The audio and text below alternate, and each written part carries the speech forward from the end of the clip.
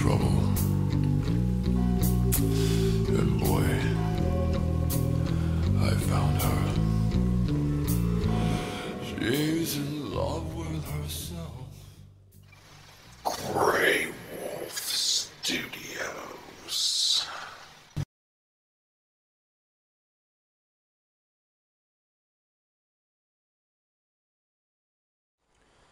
What's up, guys? It's me, Grey Wolf. I'm back to do another video for you, and this video is going to be on my LST2 electric conversion that most of you have probably seen pictures of already, but I thought I'd do a quick video and just explain a little bit about the kit. There's a few unique features, not unique, but uncommon features on this particular model. The body that I have on it right now is actually from the Aftershock. I do actually have the original LST2 body, but it doesn't really go with the whole red and black scheme that I picked. Although since it's half torn up, I'm still currently using it for bashing, even though it doesn't really match. But eventually, once that one's torn up beyond repair, I'll start using this Aftershock body as my basher body. I do have actually I have two Mega Baja bodies, which are the discontinued VW Beetle, Baja buggy type bodies that were, I think they were discontinued back in 2006. So they're, I don't want to say they're rare, but they're very hard to find, and I paid a pretty hefty price for the two that I have.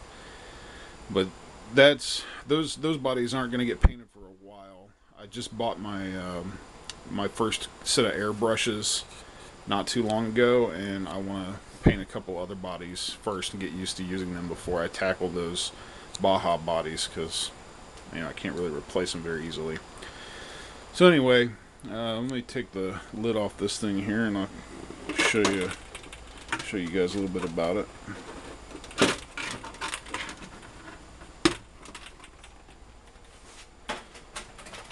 So this is the kit itself,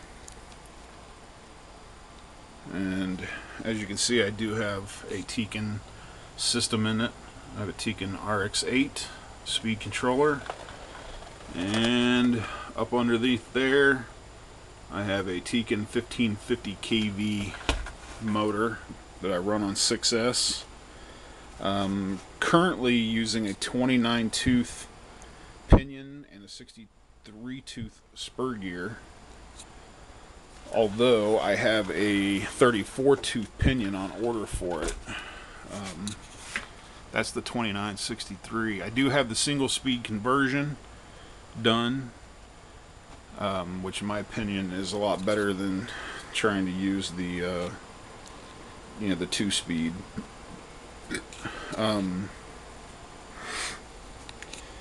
The Lozi conversion kit there's some things I like about it, and there's some things I don't like about it. One of the things I like about it is I like the way the battery tray is designed. The thing I don't like about it is where it's located. The motor and the ESC the ESC is kind of like center mass of the truck, and the motor is on the rear. So they should have put the lipos up here somehow, mounted them up front, in my opinion. The weight distribution on this kit is off a little bit, because the motor and the heat sink and the motor mount and the batteries and stuff are all in the rear of the truck. So it is a little light in the front, which makes jumps a little awkward. I mean, it still jumps perfectly fine. It's just, you got to get used to it, kind of a thing. If I had it to do all over again, I would say I would probably go with, I know the Dude Racing, or tdracing.com, I think it is. I know he makes a really good motor mount for this kit, and he makes a single speed conversion for this kit as well. Although the Losi single speed conversion kit is perfectly fine. There's nothing wrong with it. It's $20 though, and I actually don't know how much the Dude's single speed conversion is. It may be cheaper. If it is, it may be worth looking into. If not, the Losi one's perfectly adequate. The battery tray, I ended up taking some Velcro of my own and running a strap lengthways on the deeper of the two levels here, because when I've got big 6S batteries in here, sometimes I run two batteries in series, and sometimes I just run a 6S only, depending on which set of batteries I have handy at the time. When I do run the bigger ones, I like to have this sideways strap, mostly because the end straps on both sides here, on the deep well, the deeper of the two wells, these end straps are too far apart. Virtually all of my batteries actually are shorter than where these strap locations are. So, yeah, I don't know what batteries they were using at Horizon Hobbies when they were testing this thing, but they damn sure ain't the ones. They damn sure ain't the ones I'm using, because my Zippies, my Skies, and my Jinzays, all three are too short for those straps. So, the sideways strap kind of helps with that. I'm thinking about adding a third strap here in the middle, but I just haven't gotten around to doing it yet. Probably will at some point. Anyway, moving on. So, pros and cons of the Losi conversion kit. The pros, man, honestly, I can't really think of too many. Other than, obviously, it's one of only 2 or 3 choices to do a conversion, unless you're custom making this stuff. This and the Dude Racing are the only 2 that I know of for sure. I believe Monster RC has a motor mount for this as well, but I couldn't swear to it. If they do have the motor mount, I'm almost positive they don't have the single speed conversion. So you're pretty limited on choices. However, like I said, so the pros on this is just simply the fact that yes, it does work.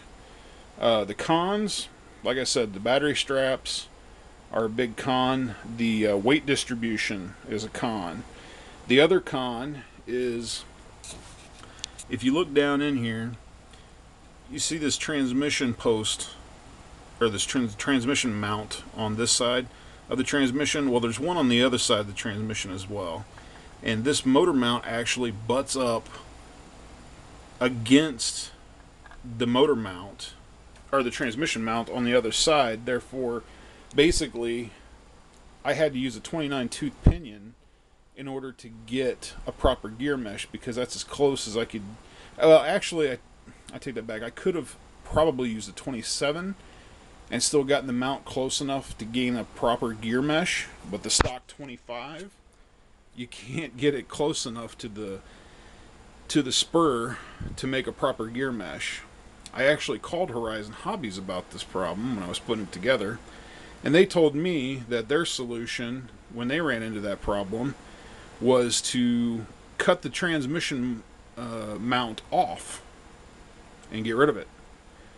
How about no? That's like the stupidest advice I think I've ever been given by any tech support people.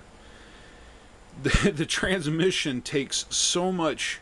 There's so much force being put on that transmission, and there's technically 4 mounting points, but it's almost kind of like 3, because on this side you have one-on-one. You have a mount on this side and you have a mount on the other side. But on this side of the transmission, there's 2 mounts, but they stick straight out side by side. It's almost kind of like one mount. I don't know if I can. Yeah, you can see it if I tilt it up there, I think. Or maybe not. Anyway, So basically, if you were to cut this tab off here, the only thing holding transmission in is this tab and two tabs that are side by side sticking straight out the end of the transmission on the other side. That to me is ludicrous. So basically, so I didn't use the homemade pinion that they give you, which is a 25 tooth pinion. I didn't use that one because it didn't fit. I just used a normal mod one. Like I said, I think I could have fit a 27 in there. I went with a 29 instead. 29 still has monster torque. I can, with the aggressive traction pattern on these tires, I can still pull wheelies in gravel at half throttle. So that's why I ordered an XO1 34 tooth pinion to put on here, because it has plenty of bottom end torque.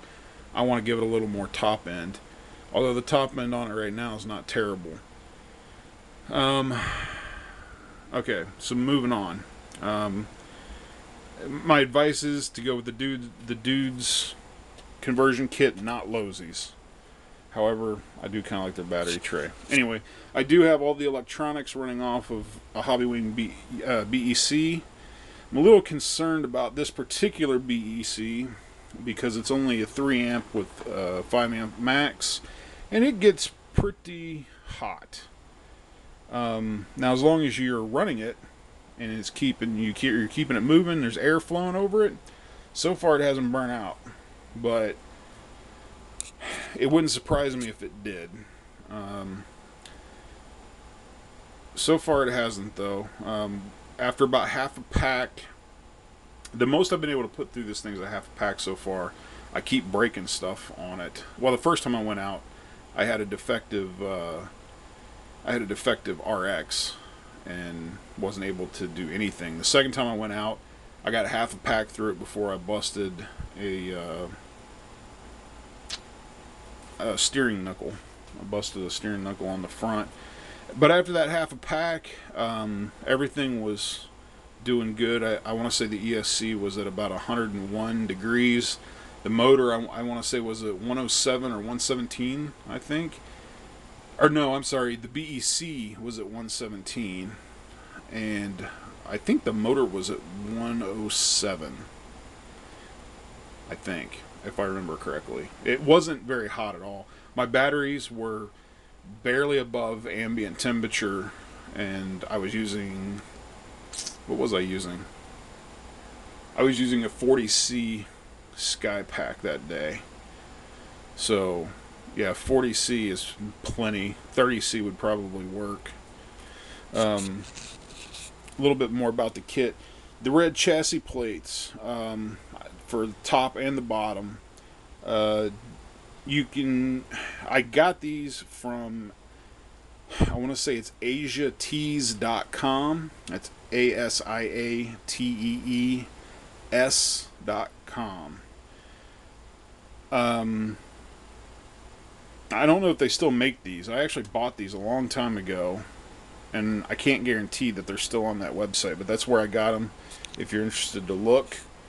The red aluminum bodied shocks are actually the original.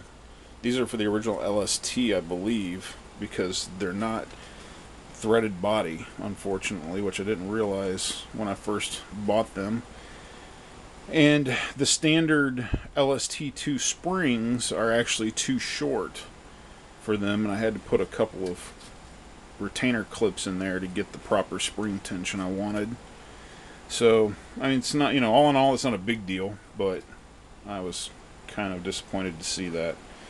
I do have the optional wing on the back. Those run about $20-25, I think. What else? These tires right here, these were made by Losey. They're called Super Bolt Ons. These are a discontinued tire. You cannot find these anymore.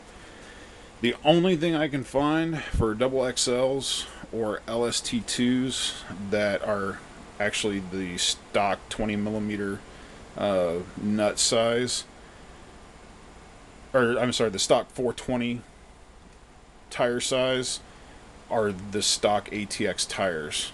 I can't find anything. I looked and looked and looked, and I finally ran across a full set of these on clearance on A Main Hobbies. I guess they must have found them in a back room somewhere.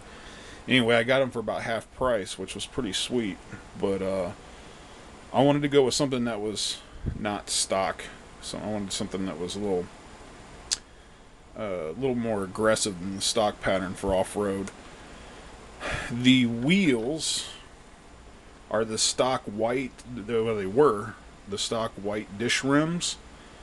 Finding a new pair of those so I could dye them red to go with the red and black scheme, the red and black Tekin scheme.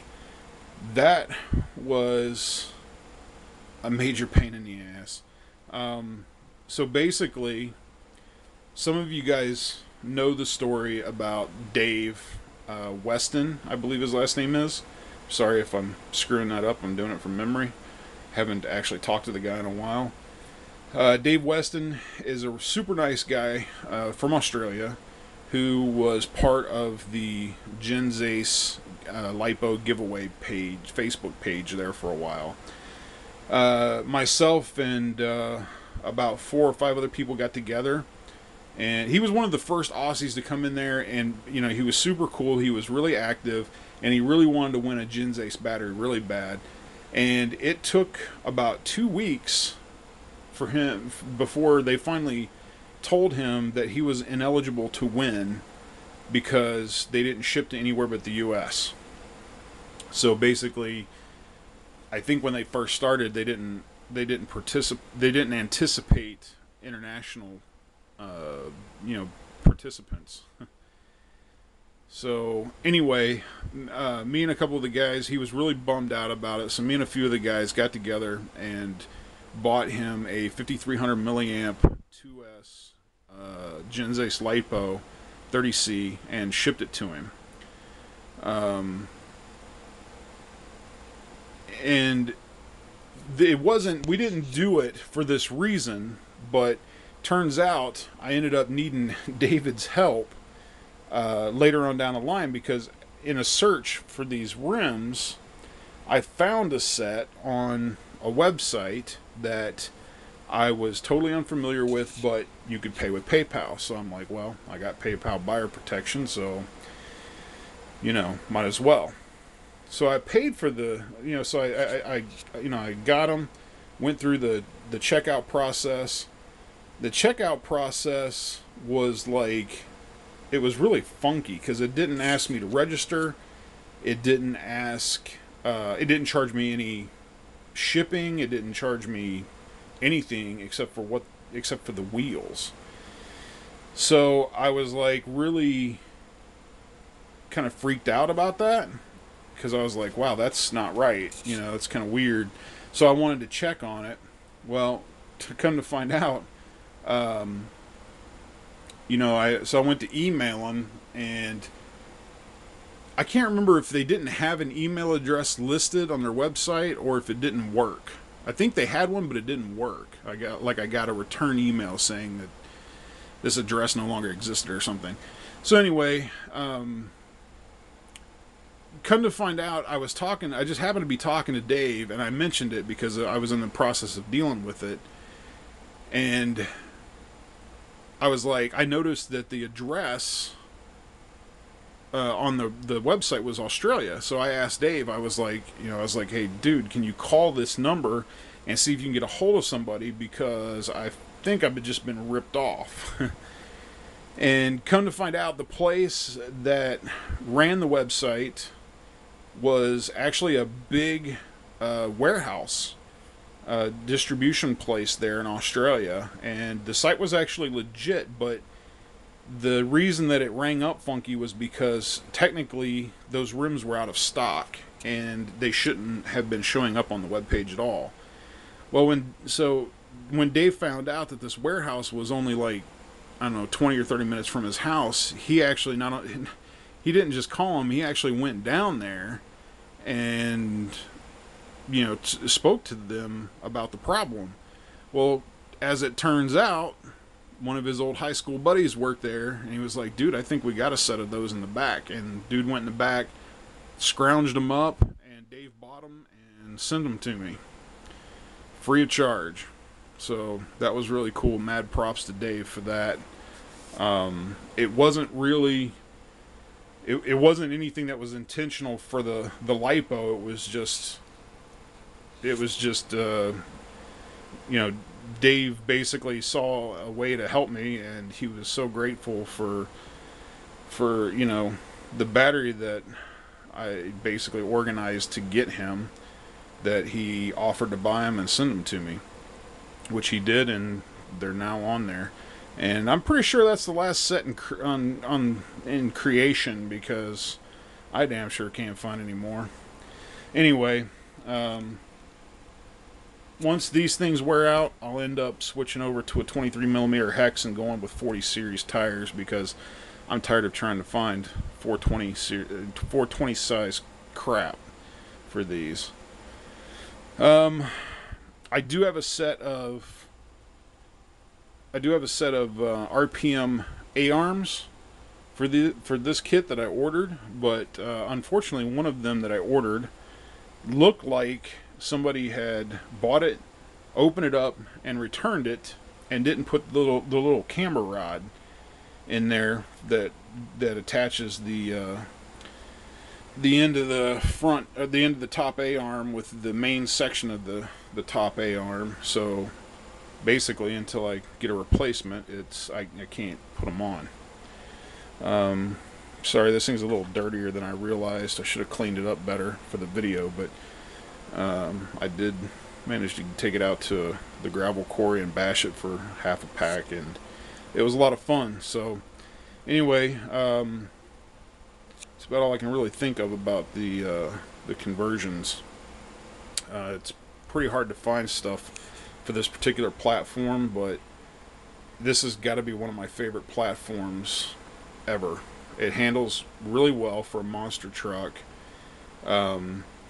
It's kind of a nice mix of beefy suspension like the Savage, but it rides a little bit lower and has a little bit lower center of gravity, so you get a little bit more of the, I don't know, Revo-like handling, if you will. And it's just a super tough platform. And the platform is also pretty much universal. The back half and the front half are virtually identical in the way they come apart and are put back together, which makes it very easy to work on.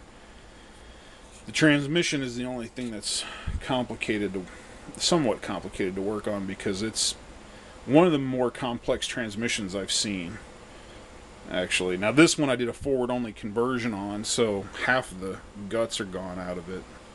But anyway, I think that about wraps it up for this one. So I hope you guys found this a little bit interesting, and I will definitely try to get you some running footage as soon as I can, as soon as I quit breaking crap, and can actually get some footage in, make sure it's running right. I'll get it put up there for you guys.